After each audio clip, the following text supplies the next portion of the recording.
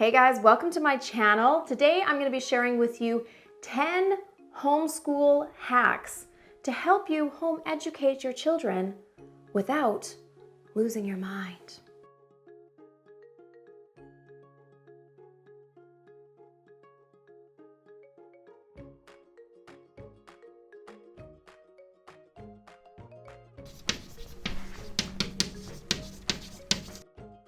Hack number 1 is be intentional. Now I was gonna say plan, prepare. I feel like that's everybody hacks, someone has that in there, plan your day. Planning your day can really help. The most important thing, however, is not to sit down and make a plan. It is to think about your homeschool day, your homeschool week, your homeschool year, your child, and what you want to see come out of this. That's gonna help you identify what is going to fit and what isn't going to fit. You can be intentional with the kind of activities you do. You can be intentional with the kind of atmosphere that is in your home. The more intentional that you are with homeschooling, the more successful and enjoyable and peaceful this homeschool journey can be. So get out a pen and paper, make a list of ideas, and just think about the bigger picture of your homeschool and what you want to get out of this. Hack number 2 is blend your kids. You guys, there is no reason that you need to teach an individual math to all of your kids, an individual spelling, an individual reading program, an individual grammar program, an individual vocabulary program, an individual Latin program, an individual science program, an individual socials program, an individual history program. You see how we do this to ourselves? Homeschoolers are the worst at this. Blend your kids. You can't do it in everything, but you can do it in some things. You can blend your kids no matter what their ages and grades in things like science, socials, history. You can teach that together in a way that's fluid and relaxed and enjoyable. There is no need for you to do everything at once. So take a deep breath and say, blend your kids. Hack number 3, don't try to recreate school. School is at school because it's school. You are homeschooling. That means you do school at home.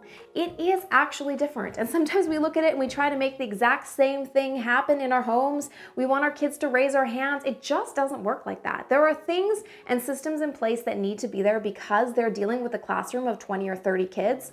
We have a different situation. We have a different environment and we have a different atmosphere. So when you are looking at your homeschool day, don't feel like you have to recreate school. There's no need for desks. There's no need for individual little stations. There's no need for recess. There's no need for schedules. You can do those things, but you don't have to. I encourage you to embrace the uniqueness of homeschooling. Make it yours. It's okay to do school in your pajamas, snuggled up on the couch, because you're home. There's a different environment and atmosphere in your home than they're gonna have in school. If you wanna get dressed and get going on your day and get motivated and organized, you can do that because you're at home. You are the dictator of your school day. So stop putting the pressure on you to make it what everybody says it needs to be or what you feel like it needs to be, and make it what it needs to be for your family. Hack number 4, utilize your kids. Kids are not only incredibly smart, but they are incredibly useful and responsible, some of them. And they're very able to do things that we probably think that they aren't. These are simple things like having your older kids teach your younger kids. There can be a remarkably small difference in age and or no difference in age, but difference in ability. And still you can have an older student or a more advanced student helping a child that is younger or struggling. They can do the reading together. Don't even tell them you're gonna teach if that's gonna cause a problem with sibling rivalry. Instead, just saying to your kids, hey, I want you to do this together. Naturally, that's going to happen. Your older ones are gonna do the reading portion of it and help the younger ones be able to do what they need to. Like even in your home, utilize your kids. Utilize your kids in the cleaning up of their homeschool environment. They can probably clean up their homeschool desk or area. They can probably put their books away when they're done with it. So you can expect probably a little more out of your kids and encourage them to take part and ownership in this whole homeschool endeavor, because this isn't just you teaching your children. This is your family learning together. So how can they take ownership in that? They can probably even take ownership in some of their planning. The older your kids get, the more they can do that and the more they start to enjoy it. Give them a piece of paper, give them their planner, and let them start to dictate what their rhythm and flow will be like. Anytime your child can take ownership over their environment, over their day, feel like they are needed and important and have a really special place in their family, it completely changes that attitude of you're telling me what to do, and that kind of, that happens sometimes with homeschooling parents over our children. They just don't want to receive it, especially once they get a little older and rebel a little bit from that authority from us. So anytime we can give them ownership, it is going to shift that atmosphere and make a huge difference in the whining, don't want to do this, not interested attitude that we often deal with as homeschool parents. Hack number 5, use the internet. There is so much out there on the internet. There are so many learning apps that are available. There are so many websites that you can use for spelling lists, for all sorts of different things. There are YouTube channels that are full of history and science and different things that you can use for free. There's a ton of apps that you can use for your kids. We love reading eggs in our home and math seeds, and we can do that with all our kids in all their various ages and stages. And it just takes some of that weight off of you as a parent. They can be working on that consistently. They can be improving in their reading or their writing or their grammar or their spelling or their math skills without it always having to be the dynamic of mom teaching or dad teaching. So sometimes utilizing online tools like that make a really big difference. And I'll throw the plug in there that I have a 4-week free trial for Reading Eggs. So if you want something free that you get to try out and see if it'll work for you, that's a homeschool hack you don't have to pay for. You can take it to the bank. Check out the link below. Hack number 6 is creative purchasing. So what this means is that rather than feeling like you have to buy a different book for each child in every different subject that they do, which not only gets expensive but also gets bulky, the things to think about, like, let's only focus on this year at a time. We as homeschoolers have a tendency to go to something like a homeschool convention, see all of the amazing books, want to buy them all, and we start stocking up. We see a good sale, we stock up. Though we might be saving a little bit of money, starts to invade your entire home. So think on 1 year at a time what you need now, because that even might change in a year when you're looking at it again and planning for the year after. Also looking at units and how you can combine things rather than feeling like you have to do everything. So when you have a little bit of time to plan out your year and what you want it to look like, that's going to help you with your purchasing. Other things that you can do is, rather than going and shopping at, some of the bigger retailer stores, you can get a lot of supplies for your homeschool organizational stuff at a dollar store. So you can get creative with your purchasing to save you money and also save you space and help you be more organized and intentional as a homeschool parent. Hack number 7 is change the environment.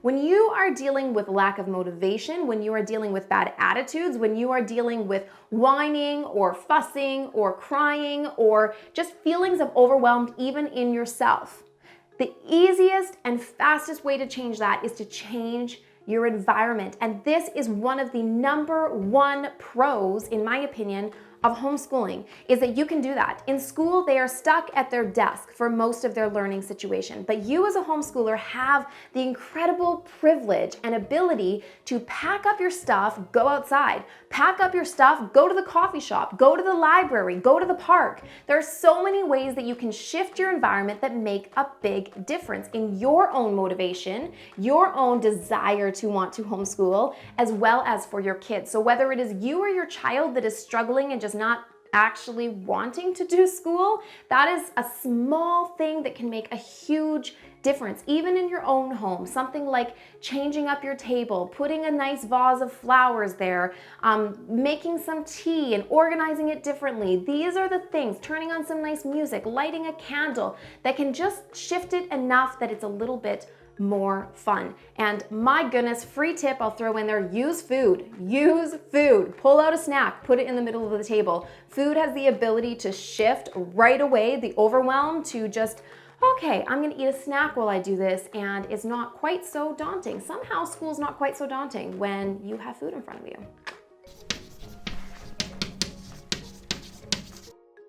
Hack number 8 is surprise your kids.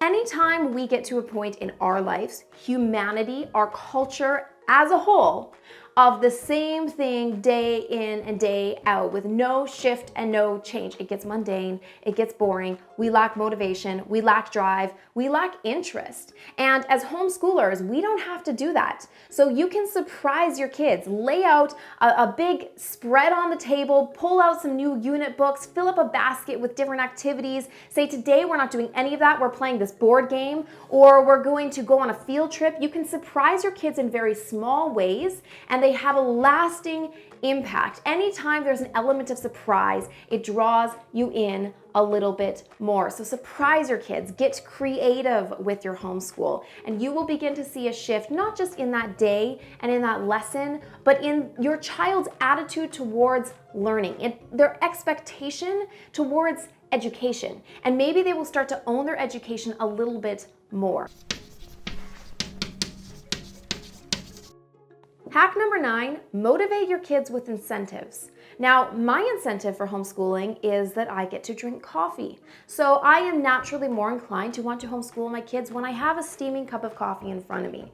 Your kids can have incentives too. That's a very natural part of life. If you do a good job at work, you're gonna get rewarded for that with a paycheck, with an accolade of some kind, with a pat on the back. People appreciate a job well done. So how can you, as a homeschool parent, capitalize on that?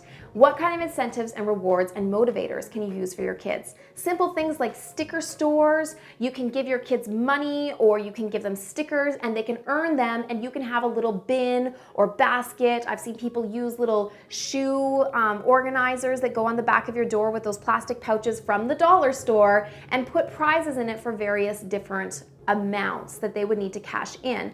This is just added incentive. It makes it a little more fun. Friday is sticker store day or whatever. You can use timers as motivators. Kids can try to compete against each other or themselves. Works great for some kids, not so well for others. But having motivators, there's healthy motivators, like when I get my stuff done, I get to go over to this person's house or do this extracurricular thing, or we're gonna go for a walk if we get this done. We can spend time together. We're gonna do a family fun day if we can get all our stuff done. So there's healthy motivators. There's motivators of time spent with you, quality time, that can help your kids be a little bit more invested and a little bit more excited about homeschooling. All right, homeschool hack number 10, don't overthink it. There's so much out there. There's so much curriculum. There are so many styles and approaches and people telling you what to do and how to do it. The main and biggest thing is just to get started. If you spend all your time thinking about what it's gonna look like and what you need to do, you're gonna just stand there at the starting gate, never actually getting off on your own 2 feet. So just start somewhere. Baby step it in, just do something, and as you go, you are naturally going to learn who your kids are better, how they learn, how you teach, what works with your family dynamics, and you're gonna be able to shift and tweak it to suit you just a little bit more. You are not a slave to your curriculum. You're not a slave to anything that you are using. It works for you, so let it work for you. If something's not working, cross it off. If something is working, dive into it more and let go of some of your other stuff. Don't overthink it. Don't let yourself get overwhelmed by the amount that's out there, and don't focus on everybody else. Focus on yourself, what is working for you, what is working for your homeschool. All right, so that's it. 10 homeschool hacks to help you along the journey, because it can be a little bit daunting sometimes.